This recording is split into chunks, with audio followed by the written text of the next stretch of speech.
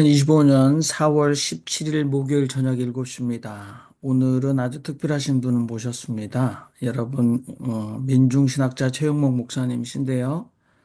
최영목 목사님이 여러분들 온라인으로 검색해 보시면 목사님이 활동해 오신 아주 중대한 많은 이력들이 있습니다. 오늘 특별히 극우 기독교의 논리와 행태에 대해서 우선 주제 발표해 주시겠습니다. 목사. 아주 처음에 이제 저한테 제목을 주실 때 한국 기독교 극우의 뭐더라 그 실태와 대응 방안 뭐 그렇게 얘기를 하셔서요. 되게 그렇게 이제 생각하고 했는데 사실은 여러 차례 최근 들어서 뭐 여기 계신 분들도 다 뭐 말씀하실 수 있는 주제일 텐데요.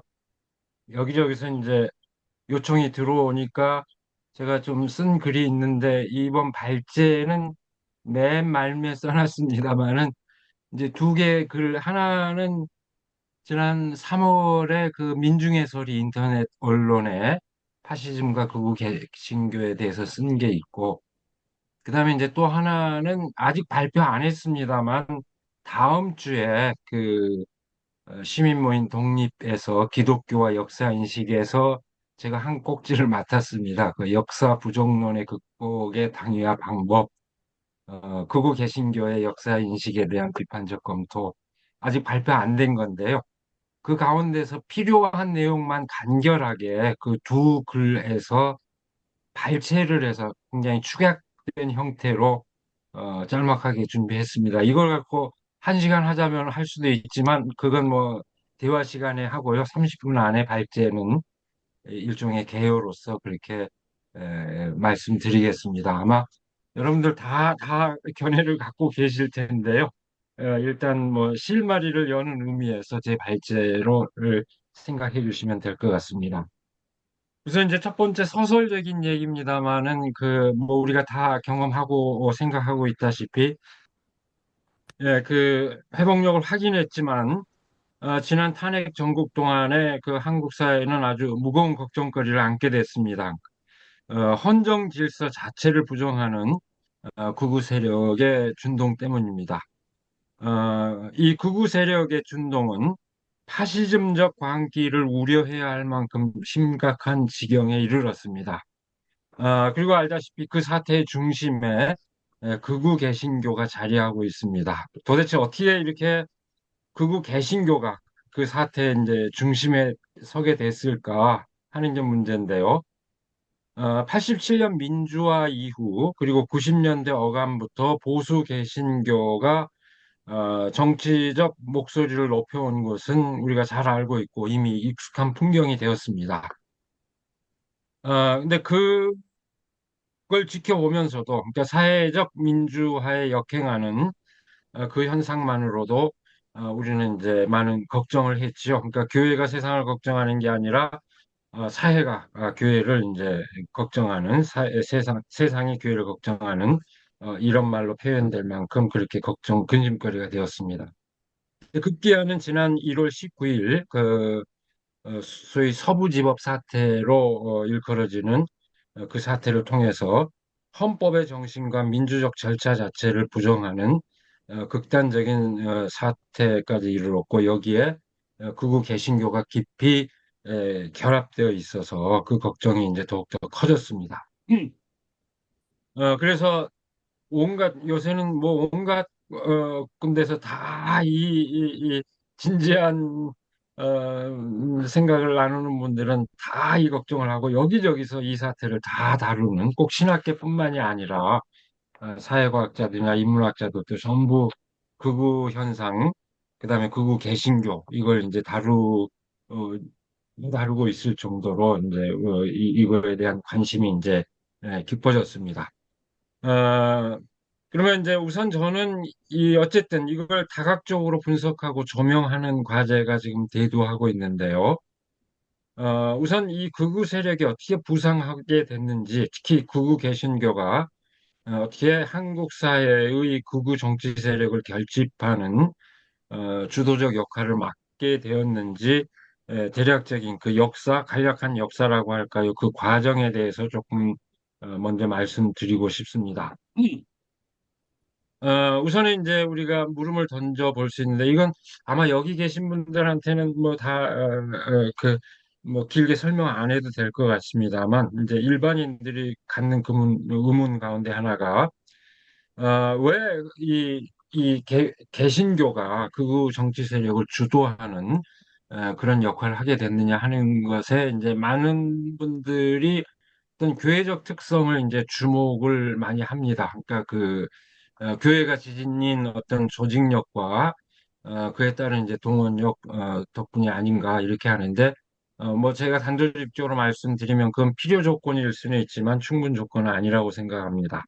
뭐 또 다른 한편으로 신앙이 요구하는 어떤 순종의 미덕이 지도자와 대중의 결속력을 높이는 조건이 되는 걸까 하는 문제도 역시 충분 조건은 아니라고 생각합니다. 그러니까 뭐 간단히 얘기하자면은 교회가 지니는 어떤 특성만으로 그 원인을 찾고자 한다면 문제의 전곡에서 벗어난다고 생각합니다. 그렇게 본다면은 유사한 조건에 있는 다른 교회들의 행태를 설명할 수 없기 때문입니다. 그러니까 한국 개신교의 일부가 극우화되고 사회 전반의 극우 세력을 향도하는 역할을 맡게 된 사연은 역사적이고 조금 더 거시적인 그런 사회적인 통찰을 필요로 한다고 생각을 합니다. 우선 제가 뭐 크게 이렇게 짚습니다만은 극우 개신교의 이제 모체가 되는 보수 한국 개신교에 대해서 좀 살펴볼 필요가 있을 텐데요. 한국의 보수 개신교는 이른바 한국적 근대화의 과정에 가장 잘 적응하는 가운데 성장해 왔습니다. 이 점은 보수 개신교가 분단 이후 한국 사회 지배 세력과 이해관계 및 세계관을 공유해 왔다는 것을 뜻합니다. 그러니까 어, 요거는 이제 뭐 나중에 이제 뭐 토론 시간에 또 충분히 얘기할 수 있습니다만은 이 가운데 특별히 그 서북 지역과 만주 출신의 사람들, 그러니까 한국 근대화의 어떤 주도 세력이자 설계자들, 지배 세력과 그 또 한국 주류 한국 교회의 어떤 세력들이 올라만 결합한 그런 양상의 한 측면이기도 하죠. 어쨌든 그렇게 해서 한국 지배 세력이 형성이 되는데 냉전 하에서 강력한 그 친미 반공주의 체제를 형성하고 자본주의적 산업화로서 경제적 발전을 이룬 과정은 그 공통의 역사 인식 기반입니다. 보수 개신교는 친미주의, 반공주의를 그대로 신앙의 차원에서 내면화하였을 뿐만 아니라 자본주의적 발전을 성장주의 또는 번영신학의 논리 안에서 하나님의 축복으로 받아들였습니다. 한국 사회 안에서 보수 지배 세력이 굳건히 자리하는 동안 그 인식은 사실 중대한 도전에 직면하지 않았습니다. 어, 1970, 80년대 민중운동이 성장하고 그리고 그 민중운동에 동참한 어떤 면에서는 선도한 측면 역시 그 시대에도 다른 이제 정반대 양상이지만 민중운동을 초기에는 선도한 개신교가 선도한 역할을 하기도 했었죠. 그런 활동으로 그 보수 개신교와는 구별되는 역사적 신학적 인식이 대두했습니다만 이제 민중신학으로 대표되는 보수 지배 세력이 확고하게 그 집권하는 동안 그것은 체제 밖의 일로 여겨졌습니다. 그러니까 말하자면은 헤게모니라는 개념으로 통해서 이제 얘기할 것 같으면은 보수 개신교가 헤게모니를 사실상 장악하고 있었고 그건 일종의 민중신학과 같은 입장은 변방의 어떤 목소리 정도로 느껴졌고 인식이 됐죠. 그러니까 일종의 그 헤게모니를 갖지 못하는 그러니까 보수 지배 세력이 확고하게 이제 헤게모니를 장악하고 있는 그런 상황이었기 때문에 였다고 이렇게 볼 수 있습니다. 그러나 1987년 민주화 이후 이제 양상이 달라졌다고 생각을 합니다. 단적으로 반공주의와 남북 간 적대 체제를 재책 고백의 대상으로 삼은 진보 개신교의 역할. 제가 이제 유념하고 있는 것은 우리 잘 알고 있는 소위 NCCK의 88 선언이죠.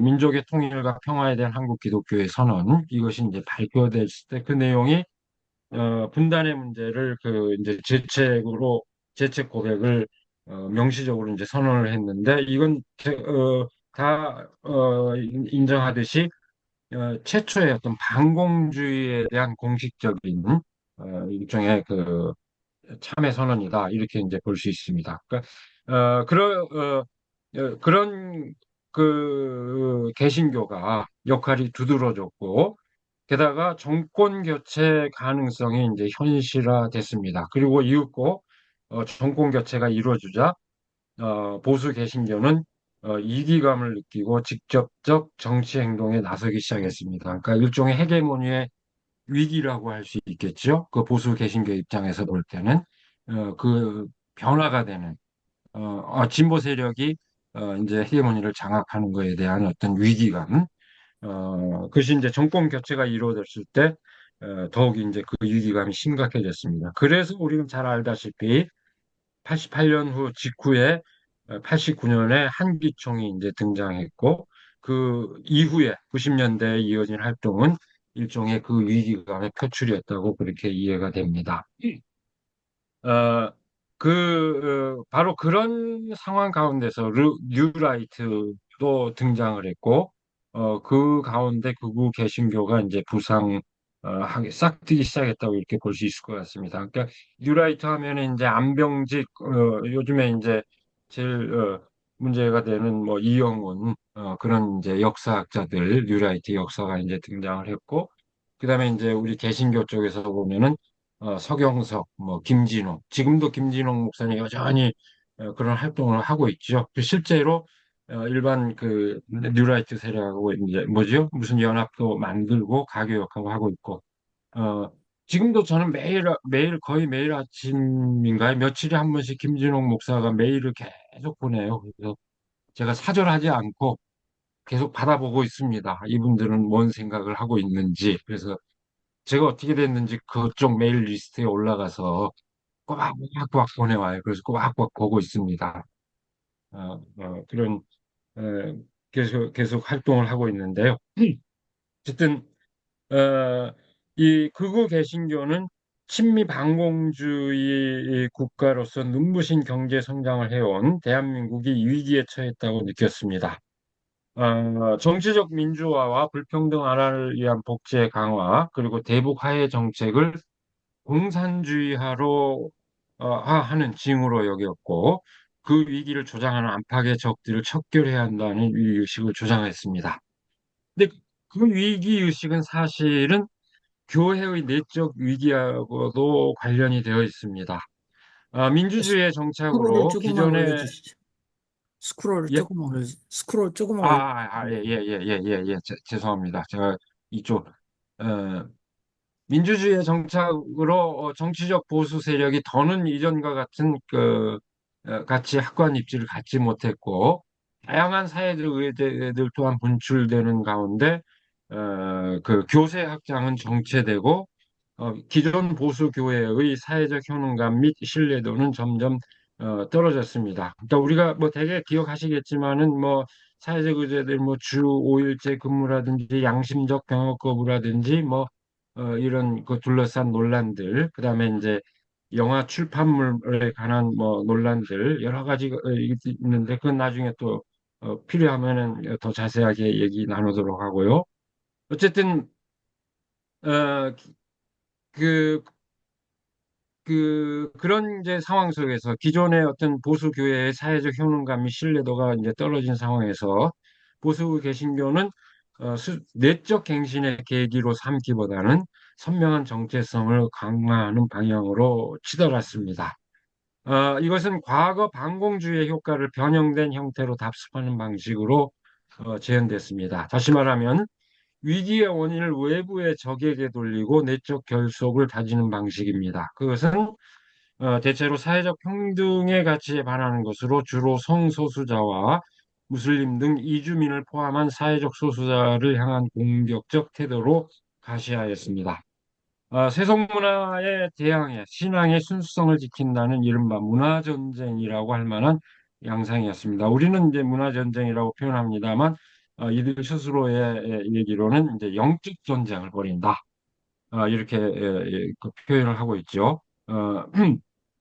보수 개신교가 보수 정권을 지지한 것은 그 정권이 자신들이 의도하는 그 영적 전쟁을 대신해 주고 있다고 여기기 때문입니다. 그러니까 차별금지법 반대, 그리고 무속 논란에도 불구하고 윤석열 정부에 대한 맹목적 지지는 그 사연을 단적으로 보여줍니다. 그러니까 야, 이런 설명을 하면은 30분 넘어갈 텐데 그래서 자제를 해야 되는데요. 그럼에도 불구하고 얘기하자면은 뭐 미국의 이제 복음주의자들이 트럼프를 고레스와 같은 역할을 하는, 하나님을 믿지 않지만 하나님의 일을 대신하는, 그렇게 얘기하듯이 여기 한국의 이제 보수주의자들, 극우주의자들은 윤석열을 마치 예수님의 비유를 하는.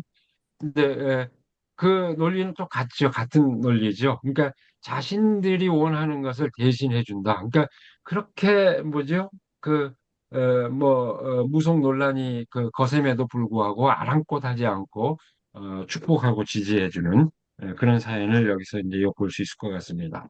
근데 보수 개신교 가운데서 일부 이제 그런 보수 개신교의 토양 안에서 일부 세력이 이제 극우로 치닫게 됐는데, 그러면서 보수와 극우가 이제 갈렸습니다. 이것도 이제 보수와 극우가 어떤 차이가 있냐? 저는 이제 전에 허익 교수님 최근 쓴 칼럼에 극우 개신교는 파라리 한국 교회가 키웠다, 이제 그런 칼럼을 쓰셨는데, 그러니까 결국은 거의 뭐 같은 공통 기반인데, 결국은 최근에 이제 극우를 어떻게 설명할 거냐, 보수냐 극우냐 하는 건 어쨌든 상대적인 이제 분류 방식이기 때문에 딱 단적으로 극우의 본질은 이렇게 이거다라고 얘기하기 어렵지만, 현재 국면에서 보자면은 어떤 극우는 헌정주의를 부정하고 민주적 절차를 부정하는, 하기까지 극단화된 세력, 극우로 볼 수 있을 것 같습니다. 그러니까 어쨌든 그렇게 해서 이제 분화가 되는데요.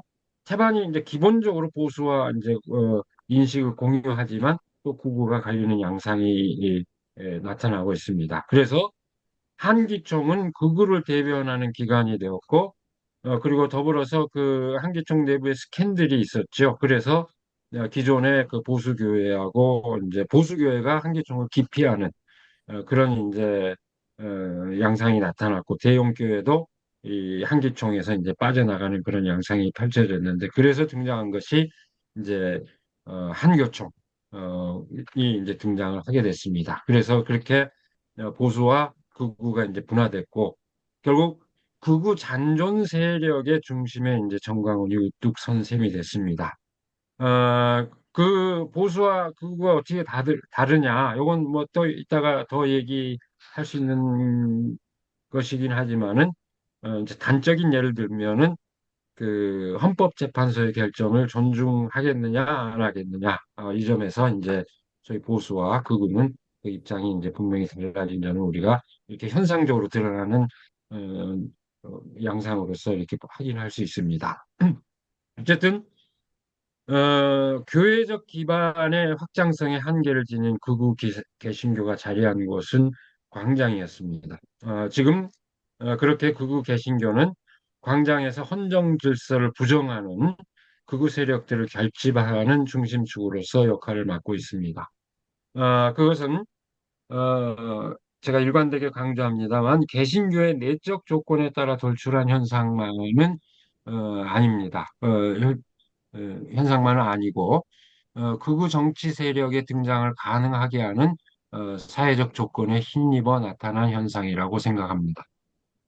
극우 개신교는 보수 개신교와 더불어서 이 이제 공통 기반을 좀 저는 확인하고 싶은데요. 이제 뭐죠? 이 논리라고 할까요? 논리가 뭐냐? 그 요체를 집약하자면 저는 이제 몇 가지를 꼽고 싶은데요. 그 권위주의, 반공주의, 친미주의, 발전주의, 성공주의와 능력주의 등을 그 요체로 하고 있습니다. 그래서 그 담론은 대개 막연한 의심과 망상적 서사가 결합한 음모론의 성격을 띠고 있지만, 그래서 제가 최근에 흥미로운 주제를 좀 연구라고 하기보다도 봤는데 아주 재밌는 책이 있습니다. 잘 보이시나요?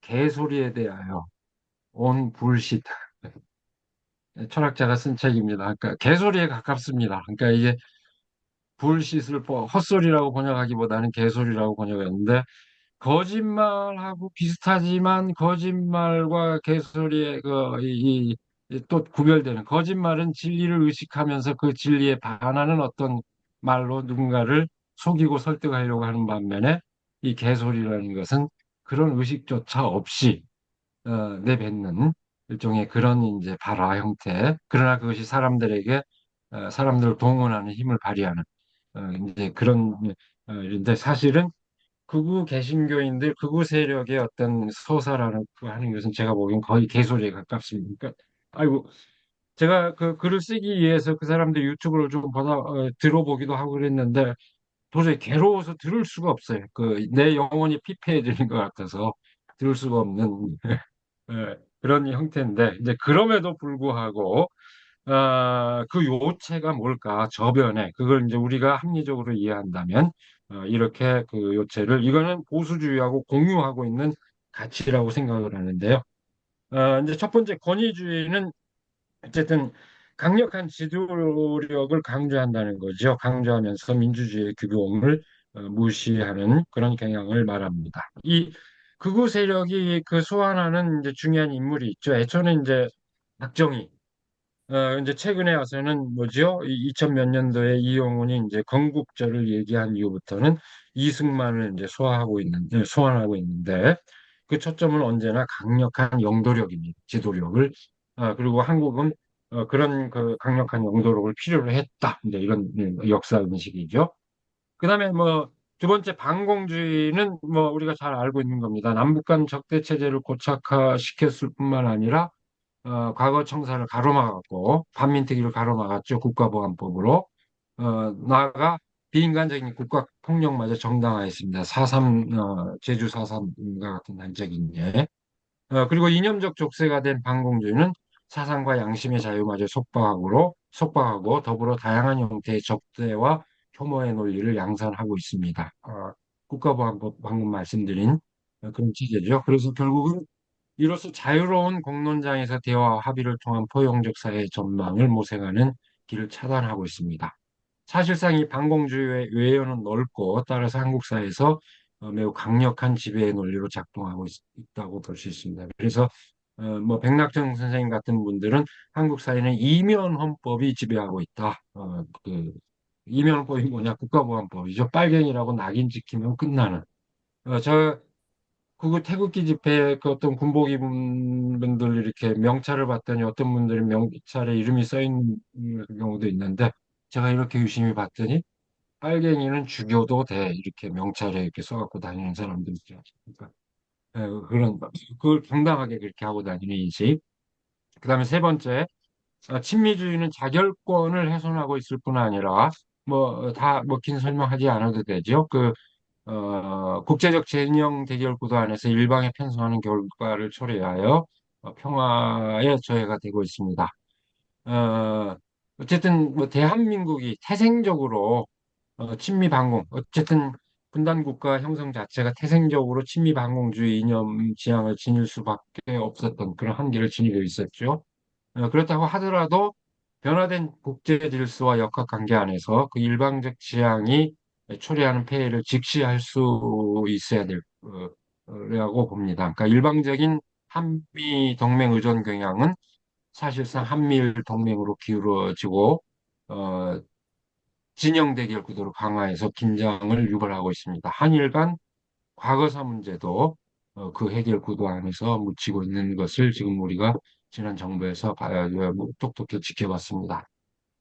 이 발전주의, 요것은 이제 경제 성장주의로도 표현되고, 교회에서는 성장주의 또는 번영신학이라는 이름으로 상응하고 있는 어떤 지향성을 뜻하는데요. 사실상 반공주의와 더불어서 한국 사회를 가장 강력하게 지배하는 하나의 이념 지형이라고 볼 수 있습니다. 근데 이것도 역시 경제 개발이 필요했을 그 절박했던 그 상황에서는 강조되어야 할 어떤 가치일 수 있지만 그것이 일방적인 어떤 경제 성장 일변도로 심각한 경제적 불평등, 우리 한국 사회는 소득 불평등뿐만이 아니라 자산 불평등이 상당한 수준에 이제 이른 것으로 이렇게 보고 있는데 그것이 그 사회적 통합을 제외하고 있는 그런 현실에서 반드시 비판적 관찰의 대상으로 삼아야 될 거라고 봅니다.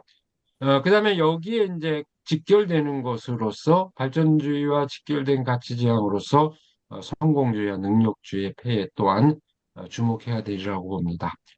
이른바 이건 기본적으로 우승열패의 신화를 강화하는 사회적 풍조를 형성하고 이로써 사회적 약자를 향한 혐오와 배제를 당연한 것으로 만들고 혐오의 정치도 거기에 기생한다는 점에서 굉장한 문제가 있다고 생각을 합니다. 그러니까 심지어는 젊은이들이 이제 공정이라는 말까지도 사실은 공정은 이제 정의에 이르는 어떤 중요한 하나의 공정한 그야말로 절차로서 의미를 갖고 있는데 우리 젊은이들이 그 공정의 의미를 순전히 그 절차적인 경쟁이 정당한 경쟁을 의 어떤 방식으로서만 이해하게 되는 이런 것도 이런 풍조하고 상관이 있다고 생각이 됩니다. 이제 결론을 얘기를 해야 될 텐데요. 5분 안에 끝내면 30분 딱 맞출 것 같습니다.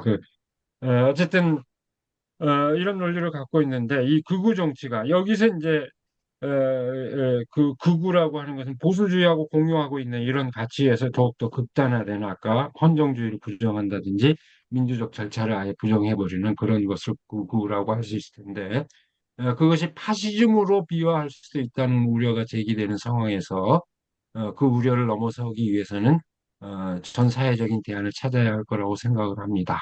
그다음에 특히 종교적 현상만이 아니라는 점에서 특히 공통의 어떤 사회적 대안이 이제 절실하다고 생각합니다.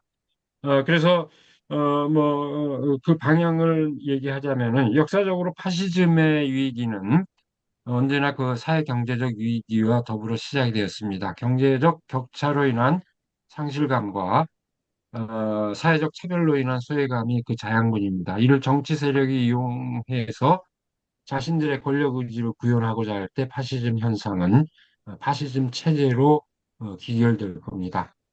그 누구도 곤궁에 처해 있는 자신을 대변해주지 못한다는 상실감이 깊어갈 때 환상에 기대는 파시즘의 유혹은 떨칠 수 없게 되고 그 위에 위험한 정치 세력이 권력을 장악하는 불행한 사태가 발생할 수 있습니다. 바로 그 점에서 사회 경제적 평등에 기초한 사회적 연대 강화 그리고 누구든 자신들의 정치적 입장을 대변해 줄 수 있는 명실상부한 정치적 대의제 구현이 중요한 과제로 제기됩니다. 더불어 권력 구조의 개편으로 극우 정치 세력이 일종의 캐스팅 보트 역할을 맡는 것을 방지할 수 있는 방안도 고심해야 될 거라고 봅니다. 줄여서 얘기하자면 사회적 평등에 기초한 민주주의의 확립과 평화 지향의 국제관계 형성이 극우 정치 세력의 준동을 막아내는 가장 확실한 방법이라고 생각합니다. 여기서 이제 법적 대응도 있을 수 있지 않느냐. 요거는 나중에 이 토론하는 과정에서 필요하면 같이 또 생각을 나누겠습니다. 우선 그렇고요. 그다음에 이제 마지막 결론을 말씀드리면 다행히도 한국 사회는 극우화된 집권 세력 자체가 극우화됐었죠. 윤석열 정부 같은 경우는 극우화된 집권 세력의 친위 쿠데타를 막아낼 수 있었습니다. 친위 쿠데타의 성공률은 98%라고 그럽니다. 세계적으로. 그러니까 친위 쿠데타가 실패한 경우는 거의 없다는 뜻이죠. 없는데 한국은 막아냈습니다. 그래서 참 다행인데요. 현재 광장의 극우 세력이 장차 어떤 정치적 영향력을 끼칠 것인지 기존의 정치 세력과 어떻게 결합할 것인지 주목해야겠지만 한국의 극우 세력은 아직 특정한 계급이나 계층의 확고한 정치적 기반을 확보한 것으로 보이지는 않습니다. 요 점에 대해서는 이제 많은 또 논란이 있을 수 있는데요. 이건 이따 또 자세하게 같이 얘기해 보고요. 극우 개신교 세력도 교회적 기반이 탄탄한 것은 아니라고 봅니다. 극우 세력의 목소리, 이것도 역시 같이 또, 더 얘기해 볼 수 있겠죠. 극우 세력의 목소리가 높아진 것은 현재로서는 특정한 정치적 국면에서 나타난 특수한 상황일 수 있고, 따라서 그 향방은 유동적이라고 저는 생각합니다. 앞으로도, 그렇다면 이제 사라질 것이냐, 그렇지는 않을 거라고 봅니다만, 앞으로도 그 세력은 잔존할 가능성이 높지만, 사회 경제적, 정치적 개혁의 성패 여하에 따라서 그 향방이 결정될 것이라고 생각을 합니다. 사회 경제적, 정치적 개혁이 성공한다면 극우 세력을 충분히 고립화하여 제어할 수 있으리라고 봅니다. 만일 그 개혁에 실패한다면 극우 세력의 확장력은 무시할 수 없게 될 것이며 사실상 내전, 그러니까 뭐 총성 없는 내전이라고도 표현합니다만 그 내전 상태가 지속되는 그런 불행한 사태에 직면하게 될 것이라고 생각합니다. 이상으로 제 발전이